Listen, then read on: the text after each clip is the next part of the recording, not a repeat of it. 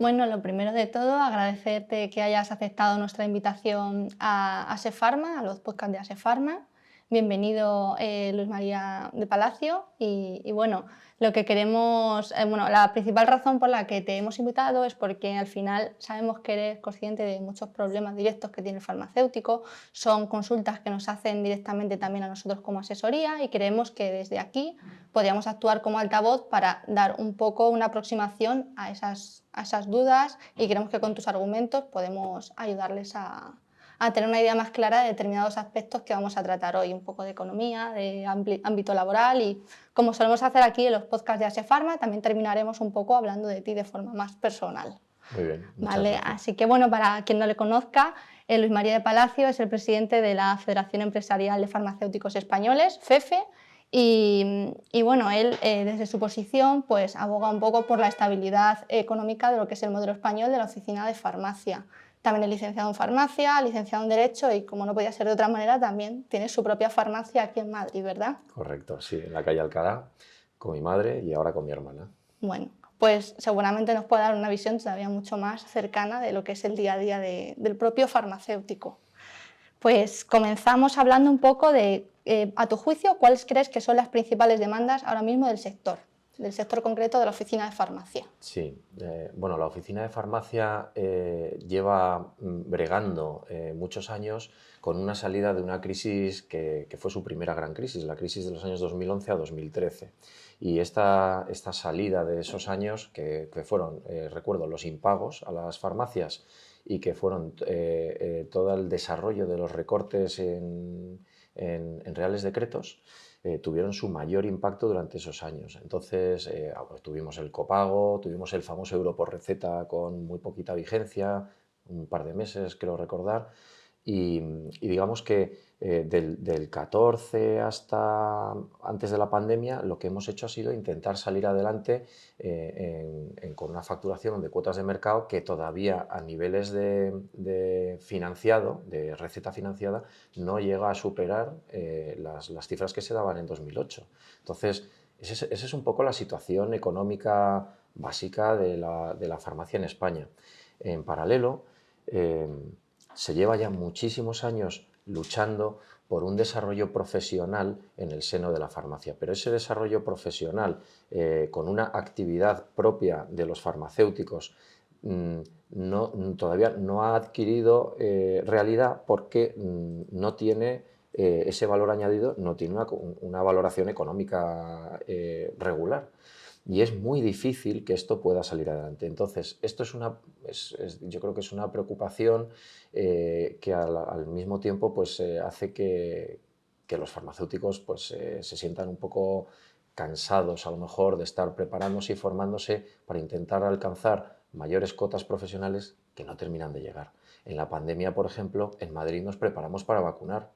Estudiamos las cromatografías de los cribados, de los test rápidos, y al final tuvimos que ver apesadumbrados, ¿no?, cómo no éramos capaces de servir como profesionales sanitarios hasta que hubiera un autotest que la gente se pudiera hacer a sí mismo, porque se estaba poniendo en duda nuestra capacidad. Y yo creo que desde FEFE lo hemos intentado denunciar, pelear, incluso defender, ¿no?, las posturas, pero es una situación complicada. Tenemos una regulación profesional nacional por un lado y luego unas limitaciones autonómicas en los desarrollos de la propia farmacia por el otro. Entonces ha sido y es complicado, la verdad. En relación a lo que comentabas, parece ser un poco que ha tenido que venir un poco una pandemia para que se relance ese papel, esa labor del farmacéutico como centro sanitario, como centro de atención especial a la salud. Y estamos viendo que al final ha tenido que asumir un montón de roles que a lo mejor él no hacía hasta entonces. ¿De qué manera crees que está apoyando al sistema de atención primaria? Al Yo sistema de atención primaria. pienso que los roles que se han puesto de manifiesto con más intensidad durante la pandemia ya se venían haciendo. Por Sí. ejemplo, el ámbito rural, el farmacéutico en el ámbito rural lleva ya muchísimos años haciendo de todo. Yo creo que aquí la cuestión está en, una vez que se pone de manifiesto, como en la pandemia, que los farmacéuticos con una responsabilidad personal enorme, porque, insisto, es ilimitada además. 1911 el Código Sí. Civil es ilimitada, sí. Con esa responsabilidad hemos podido acudir ordenadamente a domicilios para dar medicación a gente que lo necesitaba, no por capricho. Durante Filomena hemos sido los únicos que abrimos las farmacias cuando es que estaba todo cerrado, vamos, que no había centros de salud en febrero del 21, o sea que durante la pandemia los farmacéuticos lo han puesto de manifiesto, pero ya lo venían haciendo. ¿Qué ocurre? Que tuvimos un excepcional amparo legal que luego pues, ha ido decayendo con unas habilitaciones específicas pues, para dar medicación cuando había que extender las recetas y no había médicos porque estaban todos no había atención primaria, pues estaban todos en los hospitales. ¿Qué necesitaríamos? Pues seguir haciendo lo que ya se venía haciendo, lo que se puso en manifiesto, seguir haciéndolo o hacerlo mejor con amparo legal y no en precario. Si el problema es el precario, el farmacéutico que tenga que resolverle necesidades a un paciente y no esté todo perfecto, no esté la receta o no esté el visado y que no se le pueda ofrecer esa solución en ese momento y le tengamos que redirigir por todo el circuito del Sistema Sí. Nacional de Salud a volver a avisar o a volver a recetar, que intervengan más profesionales, todas esas Con cosas el tiempo que conlleva, correcto, que se efectivamente. resuelven por un lado con la tecnología y la comunicación y por otro lado con una confianza en la profesionalidad del farmacéutico, es decir, no tienen por qué dudar tanto de que el farmacéutico lo va a hacer bien, porque ya lo estaba haciendo, Sí. eso ayudaría muchísimo, primero a las personas en general, a la población, y yo creo que ayudaría mucho también a la autoestima de los propios farmacéuticos. Hablando del tema de la dispensación de los medicamentos, que al final es la principal labor del propio farmacéutico, más allá de luego toda la parte asistencial que él realiza, estamos viendo que han surgido muchas dudas, muchos problemas a la hora de poder dispensar. De hecho, había muchos titulares que se enfocaban en medicamentos que eran habituales, en medicamentos específicamente pediátricos. ¿De qué manera crees que se podría resolver, a lo mejor con un amparo legal, con algún protocolo? ¿Cómo se puede atajar este problema que al final se ha visto de forma puntual en algunas comunidades, pero podríamos decir que es un problema a lo mejor a nivel global dentro del propio país? El desabastecimiento, Sí, sí. Mira, la federación que presido llevamos denunciando el desabastecimiento desde 2019.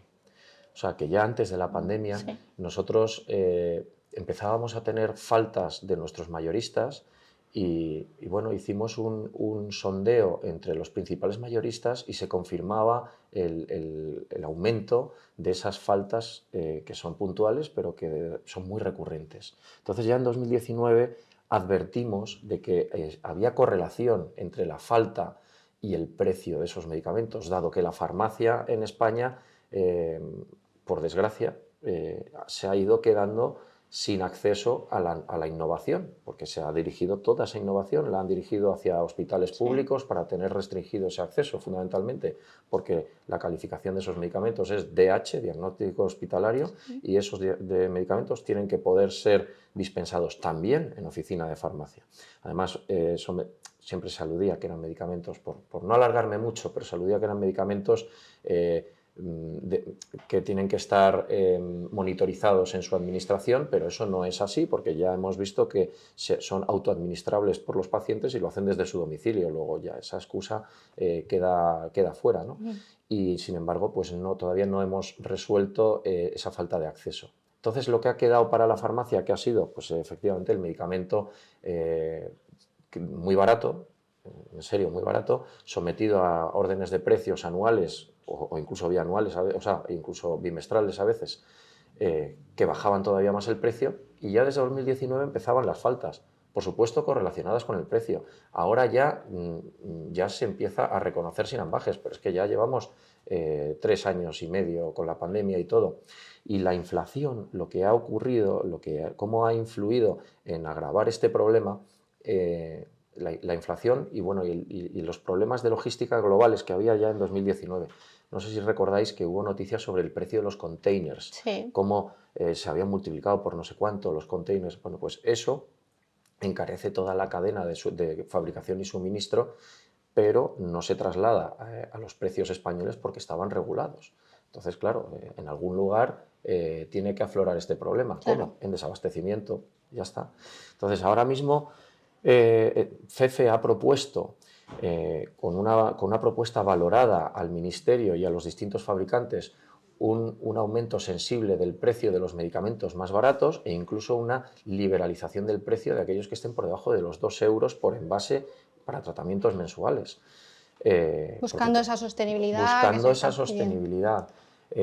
Se tiene que compaginar sostenibilidad con competitividad, de acuerdo, pero cuidado con la competitividad, porque ya lo hemos visto cuando se permitieron subastas, en la entrada de actores o de fabricantes que te inundan durante un periodo de tiempo el mercado de una determinada molécula, pero luego la desabastecen. Sí. Y lo que han hecho ha sido darle un golpe a la previsibilidad y a la manera de fabricar y prever consumos que tienen los fabricantes que ya están radicados en España, que tienen fábrica en España o que son europeos y que más o menos tenían el mercado dentro de unos planes para competir, pero un mercado bastante ordenado. Entonces hay que tener cuidado con dar rienda suelta a la competitividad para poder bajar el precio, porque es que vas a tener esos reajustes dolorosos para la población, que es que no hay medicamento. Claro. Es mucho peor que no haya medicamento que sea medio euro más caro. Claro, Es muchísimo claro. peor, ¿no? Efectivamente. Y el problema es eso, acostumbrar a la gente que ahora pague un poquito más por determinado medicamento para... La gente no sabe, Sí, es que eso es otro sí, problema que yo creo que no tenemos bien entendido, es que la población no sí. sabe el precio de los No, medicamentos porque no los tiene que pagar, nada. porque están financiados. Efectivamente. Tienen un copago Sí, desde hace unos años, pero es un copago que está modulado por renta. Además, es el único caso sí. en el que un profesional tiene por qué conocer la situación patrimonial de Sí. una persona, que es el nuestro, porque sabemos, en función de su tipo de aportación, la renta que tienen. No digo que esté bien o esté mal, sirve para modular un copago, pero nosotros en FEFE siempre hemos defendido la existencia del copago. Es la única medida que por el lado de la demanda de los medicamentos Ujú. ha operado en España una, digamos, racionalización del consumo. Ujú. Gente que igual no necesitaba llevarse todas las recetas que tenía previstas, por el mero hecho de tener que hacer un copago, pues decía, solo necesito estas y no necesito Efectivamente. esta otra. Claro, claro. Cuando antes lo normal era decir, por favor, llévelo todo. Y veíamos en el SIGRE las bolsas llenas de cosas Sí, intactas y muy caras. sí, sí, sí. Entonces, nosotros defendemos el copago porque es corresponsabilizar a la gente y no es decirles que pague 2 veces por lo que ya habían pagado vía impuestos y gasto público. No, no, que Ujú. va, es corresponsabilizar a las personas. Es más, a lo mejor hay más servicios públicos que deberían de, hasta cierto sentido, el transporte público en Madrid es una especie de copago porque está Sí, claramente subvencionado. Es el transporte público más barato de todas las capitales de Europa, más que Lisboa, por ejemplo.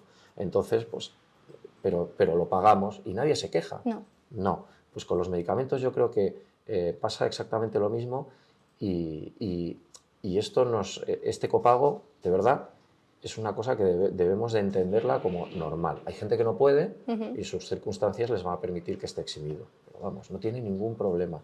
Se está esgrimiendo ahora el Sí, copago en los debates nacionales para decir que hay que eliminarlo y hay comunidades autónomas que lo están subvencionando, aunque no lo hayan eliminado porque es nacional, pero digamos que las farmacias no lo cobran porque lo adelantan y luego se se adaptan lo a la reembolsan. situación concreta de cada... Sí, Yo creo que es una medida que, insisto, que permite a la población pues, hacerse un pelín responsable de la prestación farmacéutica a la que están y del accediendo. propio consumo también de ello. Y bueno, ahora que hablabas también de Madrid, de lo de los autobuses, nos trasladamos a la Comunidad de Madrid, seguimos hablando de leyes y algo que también ha dado mucho que hablar, que es la Ley de Ordenación de Atención Farmacéutica, aquí en Madrid, en la comunidad. Y bueno, podemos empezar con algo muy concreto que se está hablando mucho y que a lo mejor no afecta tanto y luego ya queremos también que nos llegas a algún otro punto más que quieras resaltar sobre ella. Lo primero que te queríamos preguntar es qué va a pasar con la dispensación a centros, perdón, qué va a pasar con la dispensación a residencias y centros sociosanitarios. Bueno, de momento no ha pasado nada, Eso es es. decir, las cosas siguen exactamente igual que Se está estaban. alarmando mucho, pero... Sí. Luego, a mí me gustaría ponerlo un poco en contexto, es decir, la prestación farmacéutica en residencias y en centros supone que la realizan menos del 1% de las farmacias de Sí. Madrid, más o menos, y es verdad que en términos de facturación creo que alcanza pues a lo mejor un 7 o un 8% de toda la facturación. ¿No? O sea, es verdad que pondera mucha facturación, pero la realizan solo farmacéuticos que están muy especializados. El resto necesitaríamos adquirir esa especialización, que no es fácil porque requiere inversión, requiere dotarse de conocimientos y luego es una gran responsabilidad, ¿no? Entonces, cuidado. Nosotros entendemos que las farmacias siempre han sido los que históricamente han surtido a las residencias. De hecho, en Sí. Madrid históricamente se hacía en unos turnos rotatorios que eran totalmente equilibrados para todos los farmacéuticos, pero es verdad que eso no permitía la especialización, ¿no? Y además intervino competencia en ese sentido y nos puso un freno de una situación que no causaba ningún problema y tenía resuelto a la población. Era una pena, la verdad. Es difícil que eso vaya por ahí porque, como decía, el tema de la especialización hace que ya no se pueda volver. Pero los farmacéuticos no están generando, al revés, están resolviendo estos temas y lo único que nosotros estamos defendiendo es que siga siendo el farmacéutico el que realice esta prestación. Claro. Si se optan por otras vías, si se optasen por otras vías, que nosotros no querríamos, evidentemente, tendrían que ser en términos de competitividad. Y claro, aquí es donde nosotros queremos poner la lupa, para que esa competitividad no se haga mediante la merma de garantías que sí ponen los farmacéuticos. Es decir, los farmacéuticos intervienen personalmente en la realización de los SPDs. Van a entrar otros agentes que van a no utilizar farmacéuticos, sino otro tipo de técnicos menos cualificados o menos responsables y se va a ver una pérdida de garantías. Dicen, no, hay una gran automatización. Los farmacéuticos también están automatizando, Sí. con lo cual los procesos repetitivos están siendo perfectamente garantizados. Pero ya digo, lo que nosotros vemos por ahí es que cada vez que quieren entrar con distintos agentes, no se cumplen, o con agentes parecidos, cuidado. Por ejemplo, farmacia hospitalaria. Sí.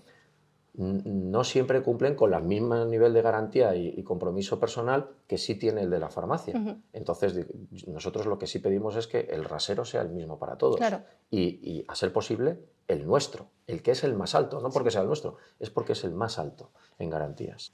Siguiendo con la ley de atención farmacéutica aquí en Madrid, quería también que nos señalases cuáles son esos puntos que tú quieres destacar, que crees que son relevantes desde FEFE. Sí, Eso para es. nosotros es muy relevante que se hayan modernizado y mejorado los trámites con la administración, se han simplificado.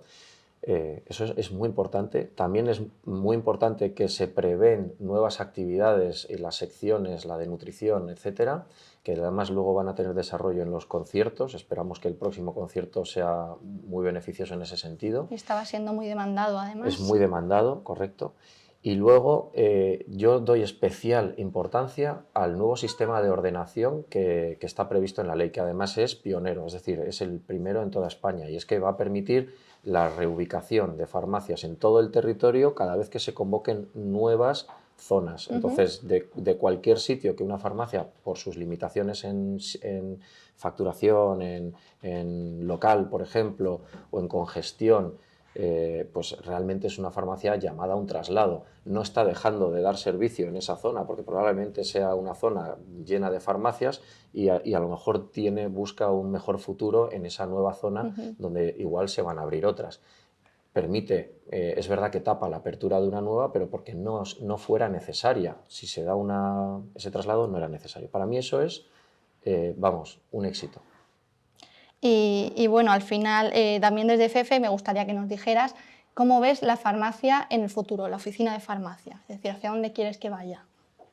Sí, en FEFE además hemos discutido mucho este asunto y nosotros pensamos que la oficina de farmacia en general necesita un crecimiento por el lado de los servicios profesionales En eso estamos de acuerdo con todas las demás instituciones, pero ese crecimiento por el lado de los servicios profesionales necesita inversión, necesita local y necesita conocimiento y profesionales, necesita todo eso. Y solamente se puede adquirir si hay un plan de negocio que lo soporte, si hay una facturación derivada de esos servicios que son nuevos o que tienen que ponerse de manifiesto, porque de lo contrario nosotros vamos a mantener el estatus de establecimiento, que es la previsión legal, Sí. establecimiento sanitario, privado y de interés público. Bueno, pues a nosotros nos gustaría que la farmacia evolucionase hacia el futuro, trascendiendo la figura del establecimiento y acercándose a la de un pequeño centro sanitario de muy baja complejidad, porque ya estamos viendo que tanto tratamientos que antes eran muy complejos de proporcionar, ahora ya hay maquinaria pequeñita que se puede hacer con muy poco conocimiento específico, no hace falta tener radiólogos porque ya hay servicios externalizados de radiología que pueden hacer. Yo acabo de ver máquinas para hacer resonancias magnéticas que pesan 120 kilos y que caben en un ascensor, es decir, ya se va a poder hacer teleresonancia magnética. No es que se vaya, no es que sea el futuro de la farmacia eso, pero que se va a abrir un campo de posibilidades por el lado de los servicios. Y las farmacias, que son capilares, que están próximas, que tienen profesionales sanitarios que se forman constantemente en técnicas analíticas. O sea, que es que cuando aparecen los test de lo que sea, los primeros en enterarnos exactamente de cómo van somos los farmacéuticos y estamos ahí debajo y en proximidad. Entonces yo creo que este es el futuro al que deberíamos intentar ir. Y como farmacéutico que eres, ¿qué es lo que pides para ti como farmacia? Quiero algo inmediato ya, a corto o medio plazo, que se implante ya, de decir, el futuro lo tengo aquí.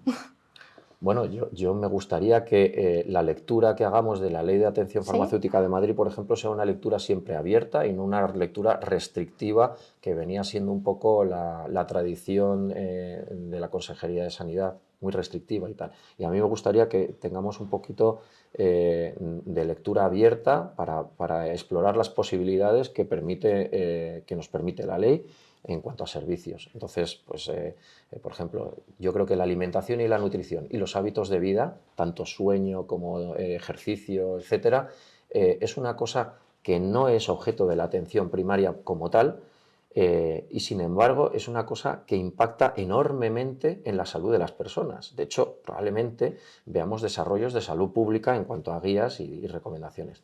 Pero es que esas medidas de salud pública son educación, son formas de vivir. Y eso los farmacéuticos que estamos tratando con las personas todo el rato, creo que es ideal, es un campo ideal para que nosotros podamos mejorar la vida de las personas y que además así seamos sostenibles nosotros. Por no dejar de lado también el plano laboral, nos gustaría hacer una especial mención a lo que es el convenio de oficinas de farmacia, que recientemente se ha aprobado. Y bueno, para ti, desde la presidencia de FEFE, ¿cuál crees que serían los 3 aspectos que más se pueden destacar de este convenio? Bueno, lo fundamental es que tengamos convenio vigente de aquí a finales del 24 y que es la primera vez en 10 años que tenemos un convenio pactado entre sindicatos y patronal después de muchísimo esfuerzo. Eso nos da una seguridad jurídica muy importante. Vamos a tener ahora una mesa de diálogo de comisión paritaria para reinterpretar las dudas que nos vayáis mandando a esa mesa y yo creo que hemos alcanzado un acuerdo difícil por las dos partes, y yo reconozco que por los sindicatos también ha sido duro Y largo. y largo, pero sobre todo alcanzar 3 años, los incrementos, la jornada, es difícil, pero era súper necesario. Y si lo estamos viendo ahora en comparación con la situación de las mesas de diálogo social que hay en toda España, tenemos una situación ahora privilegiada. O sea, nos podemos dar la enhorabuena, la verdad. Nos quedamos entonces con un titular muy claro. La farmacia se dirige a lo que es la farmacia puramente de servicios para adaptarse un poco a lo que es la Le queda mucho camino, Sí, ya. O sea, se dirige, la farmacia lo mira. Sí. Ahora falta echarse a andar decididamente, porque le queda mucho, Es muy difícil hacer esa transición cuando solamente tenemos regulado un margen como única manera de subsistencia. Vamos despacio, pero bueno, poco a poco iremos consiguiendo este tipo de medidas. Y bueno, ya para finalizar y irnos un poco al plano más personal, Luis, si vas a un restaurante, ¿qué pedirías? ¿Cuál es tu comida favorita? Uy, Así. así a bote pronto. Pues yo soy muy de pasta, la verdad. Te irías a un italiano entonces, para empezar. Sí, sí, sí, a un italiano. Y bueno, y ahora ya, porque Madrid se ha especializado, a lo mejor a uno de hamburguesas. Así, tal cual, sí. Creo que son las mejores del mundo. Que- Y podría ser, bueno, esto sería un plan de ocio perfecto para ti un fin de semana también, pero en tu día a día, ¿cuál es tu momento preferido? Mi momento preferido, las tardes, volver a casa. Cuando ya terminas, ¿no? Volver a Te casa, juntas con tu sí. familia, Sí, sí, etcétera, sí, sí, etcétera, ¿no? sí, la verdad que sí. Y bueno, ya para finalizar, una pregunta un poco más fuera de contexto. ¿Cuál es el último regalo que has hecho? El último regalo que he hecho, pues, bueno, he regalado un libro que es de Jordan B. Peterson, que se llama 12 Rules for Life, recientemente, sí. ¿Lo has leído ese libro? Yo lo he leído y subrayado. Bueno, entonces buena recomendación asegurada. Pues nada más, Luis María, la verdad que ha sido un placer tenerte aquí. Yo creo que hemos hecho un análisis bastante general de la situación, no solamente de la farmacia española, sino también muy concretamente en Madrid, donde estamos ahora mismo. Y nada, esperamos poder contar contigo en una próxima entrevista o lo que vaya surgiendo aquí en Asefarma, que siempre eres bienvenido. Muchas gracias.